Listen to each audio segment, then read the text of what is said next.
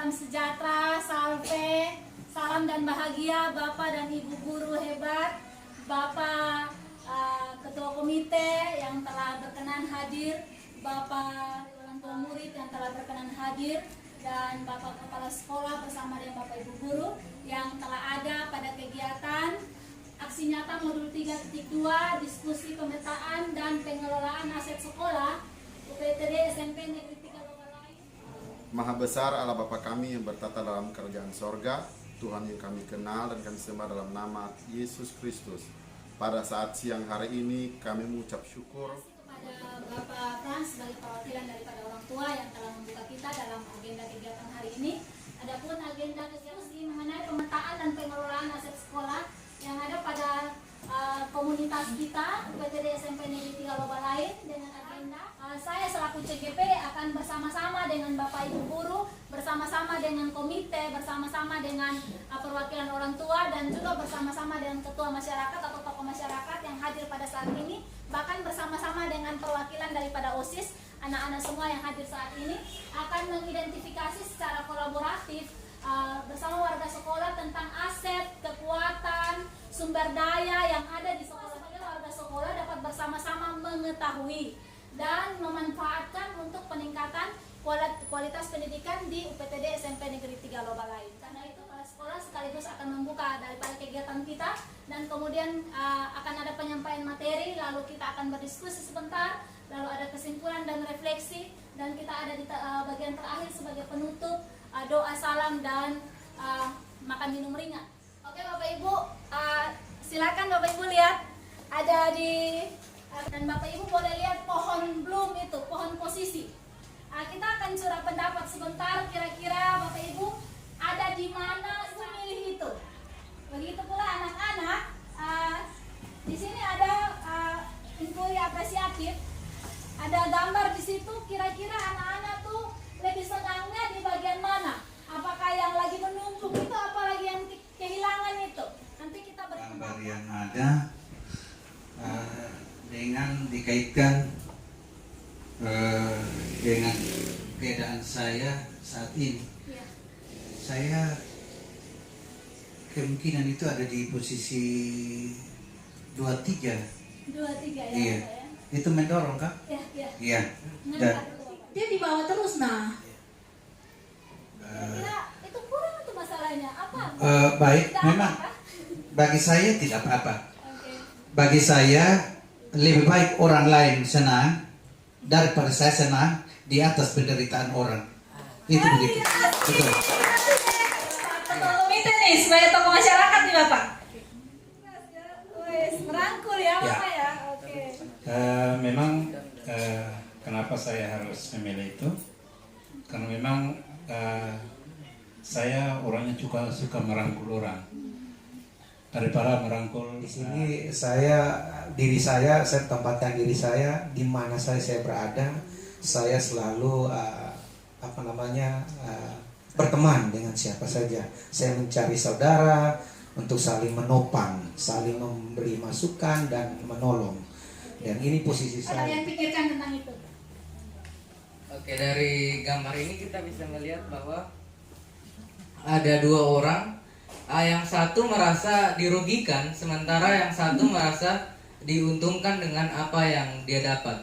Ya, dari gambar ini kalau disituasikan dalam lingkungan saya di sekolah, mungkin saya akan memilih menjadi orang yang merasa diuntungkan itu semua, karena bukan hal-hal seperti keindahan sekolah, fasilitas sekolah yang membuat saya berkembang, tetapi dari gurunya yang memimpin saya, menuntun, dan sehingga kepribadian anak-anak di sekolah ini dan kecerdasannya bisa lebih berkembang dari yang telah Bapak Ibu guru harapkan.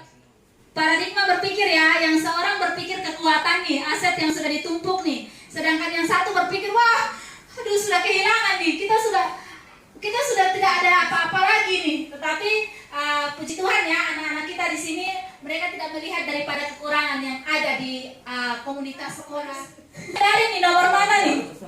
Nomor mana yang perlu kita hindari? 5. Nomor 5 ya. Ngapain nomor 5 di situ Bapak Ibu? Dia malas tahu. Dengan orang. Oke, kita lihat dari pendapat Orang kalau sudah tidur berarti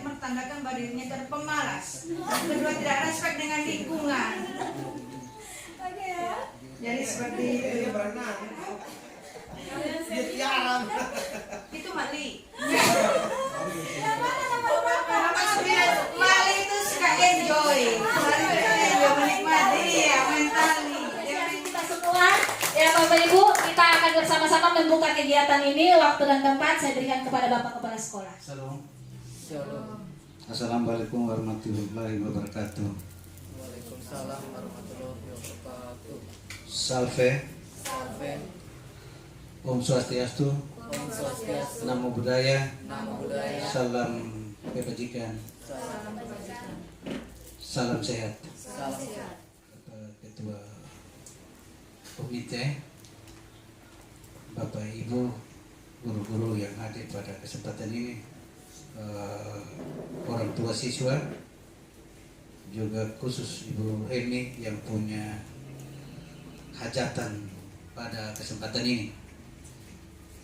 Kita bersyukur kepada Tuhan karena Tuhan masih memberikan kesempatan kepada kita untuk berkarya dari waktu ke waktu, dan kita sampai dengan saat ini kita masih terus berkarya. Lewat Ibu Helmi kita boleh bertemu untuk memecahkan suatu persoalan di dalam sekolah yang sehubungan dengan komunitas ataupun ekosistem yang ada. Kegiatan ini saya buka dengan resmi. Sekian dan terima kasih. Selamat siang. Baik, terima kasih Bapak sudah membuka kegiatan kita. Ya, tadi saya kira Bapak Kepala Sekolah sudah menyampaikan kepada kita dengan begitu luar biasa, begitu jelas bahwa sekolah kita adalah sebagai sebuah ekosistem. Nah, ekosistem merupakan suatu tatanan interaksi antara makhluk yang hidup dan yang tidak hidup dalam suatu lingkungan. Anak-anak kelas 9 pasti tahu ya. Oke, kemudian sebuah ekosistem itu mencirikan suatu pola hubungan yang saling menunjang, saling mendorong, saling membangun, saling berkolaborasi. Ada tindakan kolaboratif ya Pak Dedi ya. Seperti yang Pak Dedi bilang, Pak Dedi itu sukanya seperti itu. Ataupun seperti yang Bapak bilang, bahwa lebih suka ngangkat, lebih suka dorong. Ataupun seperti yang Bapak Ketua Komite bilang, bahwa saya lebih suka merangkul. Jadi dalam tindakan merangkul itu, orang bisa saja lemah, bisa saja goyah, tetapi karena ada rangkulan, ada penguatan. Kemudian Bapak Ibu, nah unsur dalam ekosistem itu biotik dan abiotik. Sebagai ekosistem, sekolah adalah sebuah bentuk interaksi faktor hidup dan non hidup. Kedua unsur ini saling berinteraksi satu sama lain, sehingga pada akhirnya mampu menciptakan hubungan yang Bapak Ibu. Faktor biotik sekolah itu seperti yang tadi Bapak Kepala Sekolah sudah sampaikan, bahwa ada murid yang paling utama ya. Kalau ibaratnya pembentukan sebuah negara, itu rakyat yang lebih dulu ada. Kalau tidak ada rakyat, kira-kira Kak Vino tahu nggak pembentukan negara itu apa duluan? Harus ada apa duluan? Pertama, diakui kedaulatannya oleh negara-negara lain. Oke. Kemudian harus ada rakyatnya. Harus ada rakyatnya. Ya. Oke, good sekali ya. Jadi ada muridnya dulu, baru bisa ada sekolah atau kepala sekolah, lalu ada guru, ada staf tenaga kependidikan, ada pengawas sekolah, ada orang tua, ada masyarakat, ada dinas terkait, dan ada Bapak Ibu, ada faktor abiotik seperti yang tadi Bapak sudah singgung, ada yang bagiannya Mali nih, bagian keuangan nih. Kemudian ada bagiannya Pak Pin juga ya, sebagai bendahara barang, ada bagian sarpras nih. Lalu kemudian ada bagian lingkungan alam di sekitar kita nih, bagiannya Ibu Ita dan bagian Ibu Maria.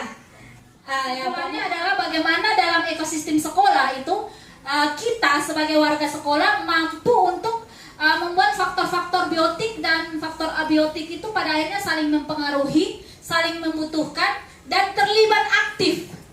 Ya Bapak Ibu ya, kuncinya terlibat aktif. Abiotik berperan penting dalam menunjang keberhasilan dalam proses pembelajaran. Seperti tadi Kak Vino bilang bahwa sarana prasarana walaupun kita kekurangan, tapi penting bagi kita punya keberhasilan pembelajaran. Maka itu Bapak Kepala Sekolah sudah pasang CCTV. Itu juga perlu kita gali, perlu kita lakukan di ekosistem komunitas kita, yaitu pendekatan berbasis aset perkembangan sekolah, bukan pendekatan berbasis kekurangan. Ya, baik, terima kasih. Biasanya yang selama ini saya lakukan adalah berbasis masalah. Saya akan berpikir, aduh tidak ada ini, tidak ada itu, akhirnya tidak jadi buat begitu. Kalau dikaitkan dengan Mani sebagai guru PAI nih. Kalau saya kaitkan dengan guru PAI, muridnya saya kan sedikit, jadi saya tidak punya kelas, jadi saya kalau untuk masalah itu saya pikir saya bukan jadikan itu sebuah masalah, saya akan mencari solusi dengan cara saya mencari tempat, kayak contoh bisa di perpustakaan, bisa juga di teras, bisa di mana saja, karena memang anak-anak itu Ini tadi yang sudah anak-anak sampaikan, appreciative inquiry itu adalah pendekatan yang berbasis kekuatan yang ada dalam suatu pendekatan berbasis kekurangan. Itu zaman dulu tuh, jadul itu yang harus kita tinggalkan ya Bapak Ibu. Itu konvensional tuh, zaman yang selalu lalu tuh.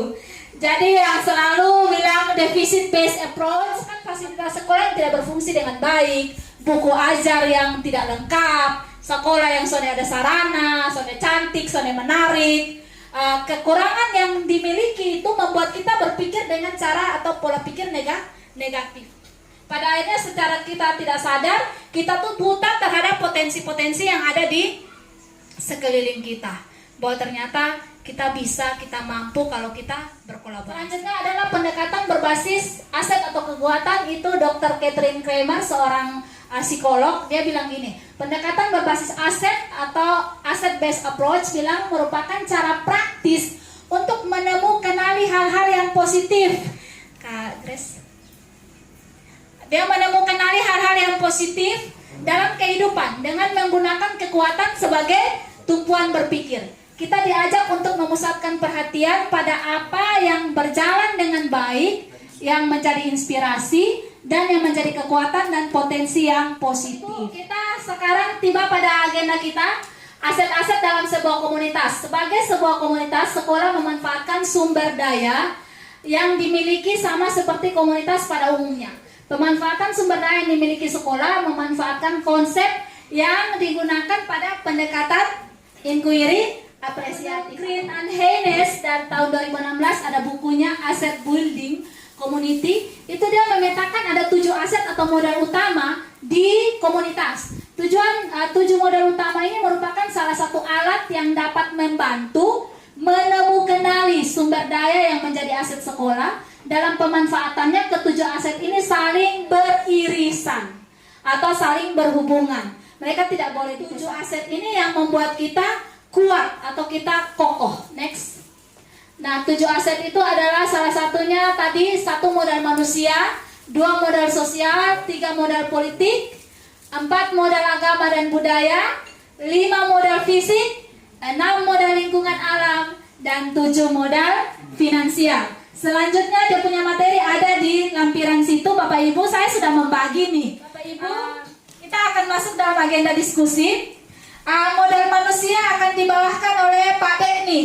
Pak De dengan Kak Grace di situ ya. Siap. Ya, siap ya? Siap. Oke, modal sosial nih ada Pak John dan Ibu Tuti. Ibu Tuti dekat-dekat Pak John, ayo. Ayo, orang IPS nih. Karena ini kita diskusi berdasarkan aset yang kita miliki. Jadi orang IPS dengan orang IPS, mereka checklist modal sosial apa, relasi sosial apa yang ada di kita pun sekolah. Nah, selanjutnya itu modal politik nih, karena ada guru PKN nih, Bunda.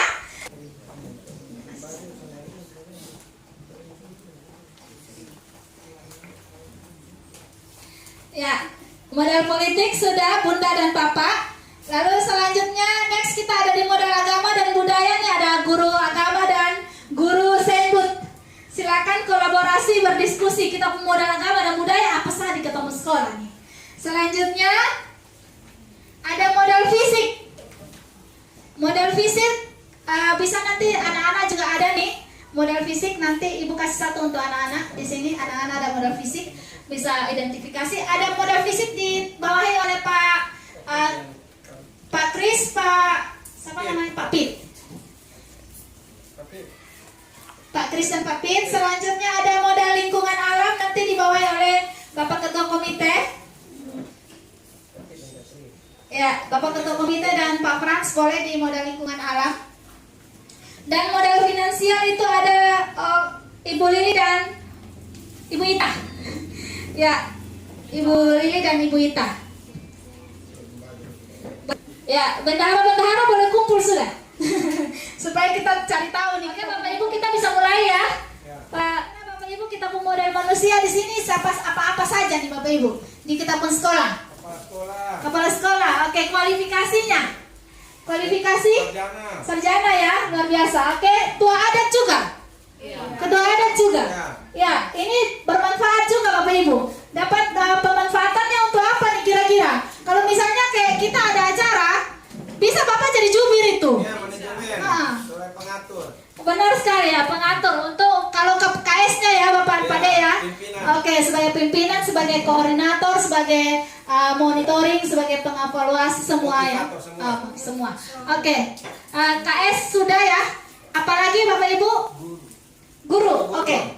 Guru kita di sini perlu kita kualifikasikan Bapak Ibu. Ada guru sertifikasi berapa orang kita di sini?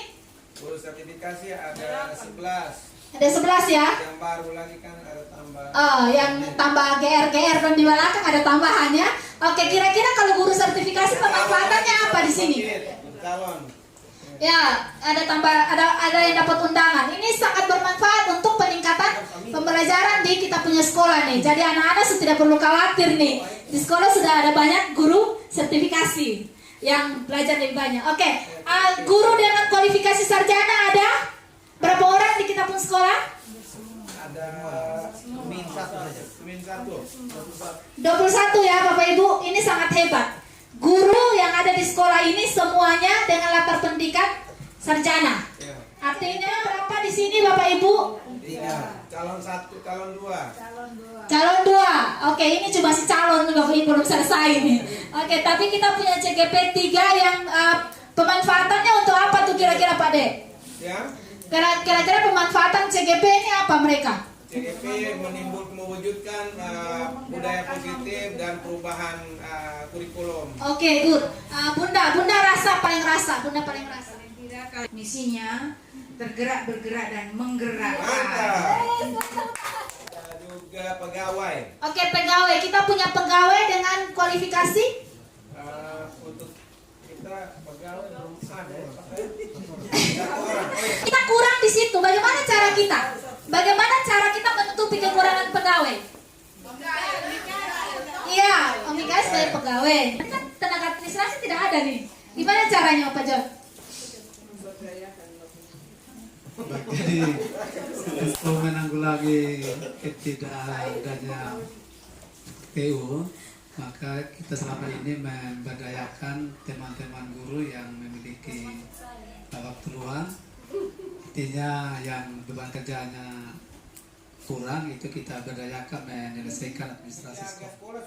Oke, penjaga sekolah. Cleaning service kita ada tidak di sini? Tidak ada. Tapi kita pakai penjaga sekolah merangkap ya. Oke, orang tua murid kita dari berbagai latar belakang profesi. Apa saja latar belakang profesi di orang tua kita di SMP 3? Ada banyak lah, swasta banyak yang ada potensi yang ada di Bapak Ketua Komite nih, kira-kira ini bisa kita manfaatkan Pak Sonde nih, Pak Tentara, Pak Polisi. Saya kira itu cukup bisa sekali ya, cukup bisa.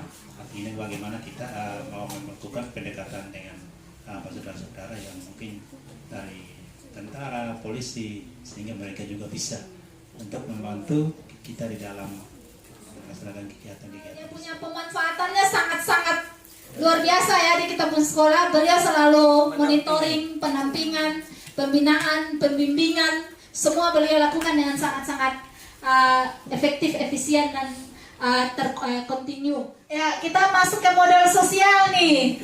Modal sosial, kira-kira Bapak Ibu, relasi sosial ini ada juga norma dan relasi di dalam kita punya jaringan atau networking antara unsur yang ada dalam komunitas masyarakat. Yang pertama kita lihat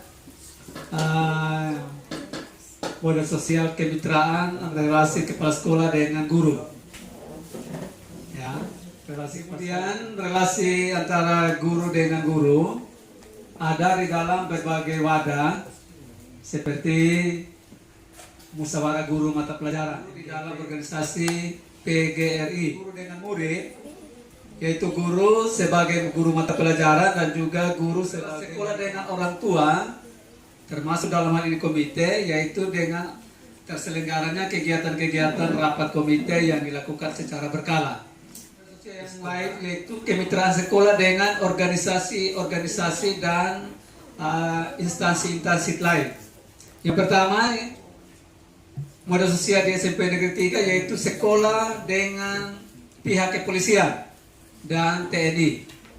Itu kita di sini selalu rutin memanfaatkan jasa dari kepolisian dan TNI, terutama di dalam kegiatan masa orientasi siswa dan juga pelatihan bagi para tenaga PKS di sekolah.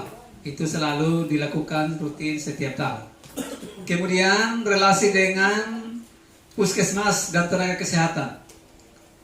Ada kegiatan-kegiatan pendidikan kesehatan, sosialisasi kesehatan, kegiatan pemberian tablet tambah darah, dan kegiatan-kegiatan kesehatan lainnya yang selalu dilakukan di sekolah. Kemudian yang berikut relasi dengan pihak perbankan, Bank ITT, Bank BRI, Bank BNI, mereka selalu menyediakan kesempatan untuk kita mensosialisasikan tentang berbagai jenis tabungan pelajar, sehingga hampir sebagian besar siswa SMP Negeri 3 ini memiliki tabungan pelajar khususnya di Bank NTT. Ini melatih anak untuk bisa gemar menabung. Kemudian dengan pramuka SMP Negeri 3 termasuk memiliki gudep yang aktif, yang setiap tahun kita melakukan kegiatan perkemahan. Nah, ini juga kita melibatkan lintas sektor di dalam kegiatan ini. Kemudian ada dengan PMI dalam kegiatan PMR. Kemudian ada dengan pihak kejaksaan dalam sosialisasi menyangkut pengendalian hukum dan perilaku anti bullying. Kemudian dengan BNN, kita juga selalu bekerjasama dengan BNN dalam sosialisasi kegiatan anti narkoba. Kemudian dengan lembaga-lembaga lainnya, misalnya PLN, PDAM, dalam rangka pemenuhan kebutuhan sekolah akan jasa air bersih dan juga listrik. Jadi itu beberapa wujud modal sosial yang dimiliki oleh SMP Negeri ini masih terus. Untuk modal politik, kita membangun relasi sekolah dengan pemerintah pusat, yaitu tata kelola pendidikan pada tingkat pusat terlebih. Dengan adanya CGP, kita harus memiliki SIMPKB, membuka PMM, dan yang kedua itu adalah relasi sekolah dengan pemerintah daerah. Itu secara otomatis kita sebagai UPTD, sebagai negeri 3 lain, kita tidak lepas dari SKPD kita yang berkaitan dengan pendidikan, yaitu dengan dinas relasi sekolah dengan dinas kependudukan dan pencatatan sekolah dengan organisasi olahraga dan kesenian. Karena di sekolah kita ini ada setiap hari Jumat kita mengadakan ekstrakurikuler, itu adalah relasi sekolah dengan organisasi profesional. Di modal politik sekian. Di modal agama dan budaya ada Kak Rosni dengan Ibu Nining. Ya, Ustadznya melatih dan membimbing kegiatan MTQ, TPQ, memimpin acara besar siswa Muslim. Sedangkan pendeta membimbing kegiatan kerohanian dan memimpin kegiatan hari besar keagamaan siswa Kristen, acara sekolah seperti pengumuman kelulusan dan lain-lain. Yang berikut, sekolah dekat dengan sanggar dan budaya, organisasi kemitraan, pelatih tari, sekolah dekat dengan komunitas industri tenun ikat, organisasi kemitraan penenun, pemanfaatan menjadi narasumber kegiatan pelima, mendukung kegiatan studi tour siswa ke komunitas. Organisasi kemitraan bisa BKM adalah Badan Kemakmuran Masjid. Itu pemanfaatannya biasanya kita mengikuti lomba-lomba dari pengadaan hari besar, peringatan hari besar Islam. Oke, modal fisik, waktu dan tempat saya berikan kepada Pak Petrus dan Pak. Hubungan masih sangat terbatas. Melihat dari sarana prasarana aula yang belum ada. Aula belum ada. Ya, lapangan. Manfaatkan lopo. Ya, masih menggunakan lopo. Ya. Pasokan listrik memenuhi kebutuhan listrik dan penerangan sekolah, sanitasi atau air, sampah akhir, 6 alat transportasi, mempermudah kebutuhan transportasi, menunjang kebutuhan administrasi sekolah dan pemenuhan kebutuhan belajar murid. 8 laptop atau Chromebook, menunjang kebutuhan administrasi sekolah dan pemenuhan kebutuhan belajar murid. 2 atau mic, menunjang kebutuhan pengeras suara, printer, menunjang kebutuhan administrasi sekolah, AC memberikan kenyamanan belajar, memonitor kondisi atau kegiatan belajar mengajar di kelas, telepon HP dan AT, sarana. Sesuatu ini, bagusnya ini seperti kayak ada barang-barang yang ditaruh di kelas, yang dapat diketahui oleh CCTV dan juga menangkap apa yang terjadi. Oke, silakan. Bisa Dikurangi. Iya, bisa jadi aman. Ada rasanya. Juga mungkin Ada HT. dari atas itu bisa dikabarkan kepada Bapak Kepse kalau misalnya ada suatu perkara ringan dan Mata sekolah dekat dengan lapangan bola kaki ini juga salah satu pembentukan karakter untuk anak-anak. Kemudian sekolah itu dekat dengan taman kota. Ini juga merupakan taman. Yang berikut ada juga sekolah dekat dengan laut. Ini memang perlu kita melestarikan lingkungan alam. Bisa mengedukasi ya Bapak ya pada anak-anak tentang buang sampah jangan di laut. Ya, dekat dengan kantor polisi juga. Sekolah dekat dengan puskesmas. Sekolah juga dekat dengan pasar. Sekolah dekat dengan hotel dan restoran. Kemudian